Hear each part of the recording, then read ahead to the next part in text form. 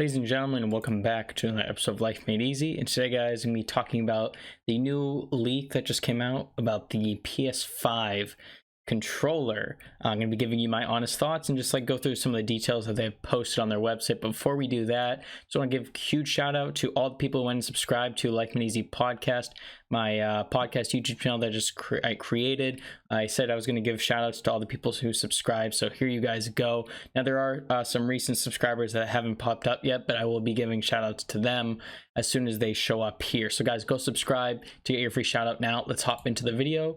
So this was first announced on, I think, Twitter, April 7th. So what was that, like literally yesterday? And so here it is, guys. And I'll be giving more pictures on the back. I'll leave it a like, why not? So here we go. Here's the new DualShock 5, I believe. Yeah, DualShock 5 new wireless controller. So it's still running on batteries, which I'm a fan of. Personally, I think it's fine, because the Xbox controller literally just has a USB cable that you can plug in. You don't ever have to have a battery or whatever, so whatever. It's personal opinion, but it looks pretty similar. But I can definitely get some Xbox One vibes from this. I mean, you can you can look at the overall design. The PS4 controller was more elongated or stretched out horizontally, had less height to it. This one seems to have more height to it, and it seems like they're expanding the touchpad here like they have in the PS4.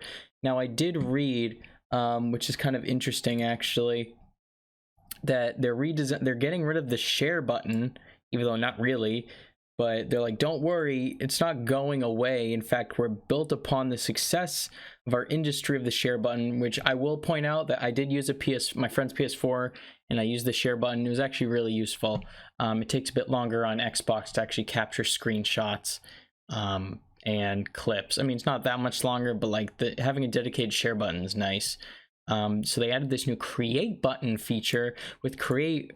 We're once again pioneering new ways for players to create epic gameplay content to share with the world, or just enjoy themselves. We'll have more details on this feature coming closer to launch.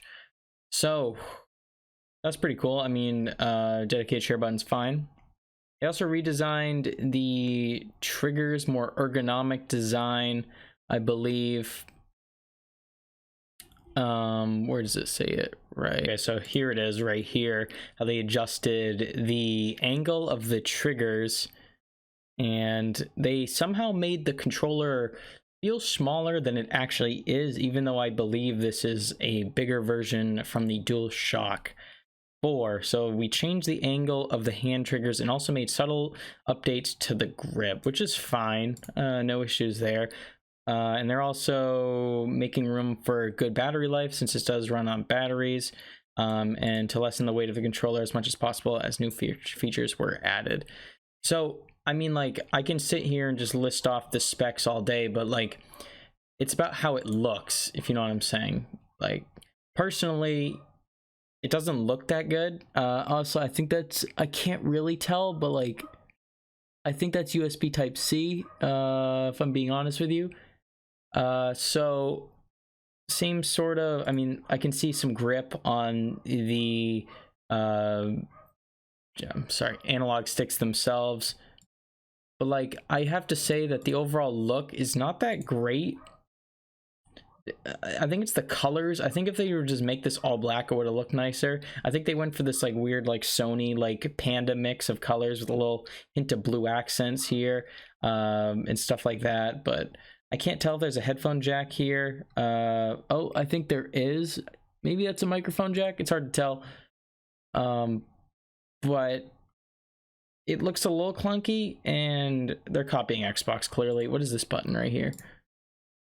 One of these is this share button. I think that's share. Maybe this is the options button, it looks like. So similar buttons, logo, D-pad, stuff like that. I'm surprised that the companies aren't adding triggers on controllers based on the standard model yet. It's kind of weird to me, but it's updated. It looks kind of ugly with the colors they have laid out here. I think they should have just went for all matte black.